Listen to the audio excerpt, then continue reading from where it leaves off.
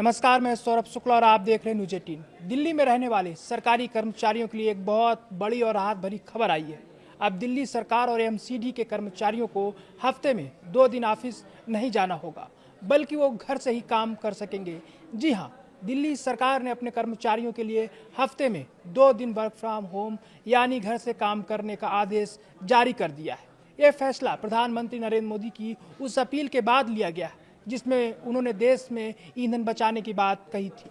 आइए आपको विस्तार से समझाते हैं कि सरकार की ये नई योजना क्या है और इसके क्या क्या फायदे होने वाले हैं। दिल्ली सरकार की तरफ से जारी आदेश के मुताबिक अब सरकारी और नगर निगम के कर्मचारियों को बुधवार और शनिवार के दिन दफ्तर आने की जरूरत नहीं होगी। इन 2 दिनों में वे घर बैठकर ही अपना काम निपटाएंगे। सरकार का मकसद क्या है? सरकार का मानना है कि इस फैसले से कई बड़े फायदे होंगे।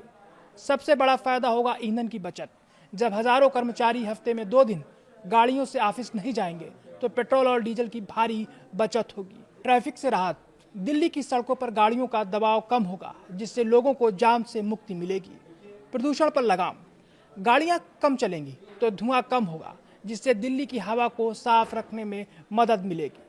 सरकार ने सभी विभागों को निर्देश दिया है कि वे ज़्यादा से ज़्यादा काम ऑनलाइन मोड यानी इंटरनेट के जरिए करें, ताकि फाइलों और कागजों के लिए कर्मचारियों को दफ्तर न आना पड़े।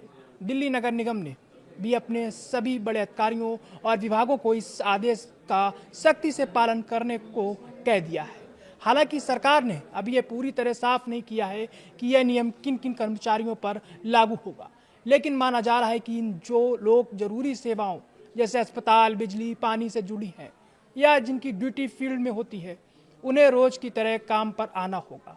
यह नियम मुख्य रूप से डेस्क या ऑफिस में बैठकर काम करने वाले कर्मचारियों के लिए है।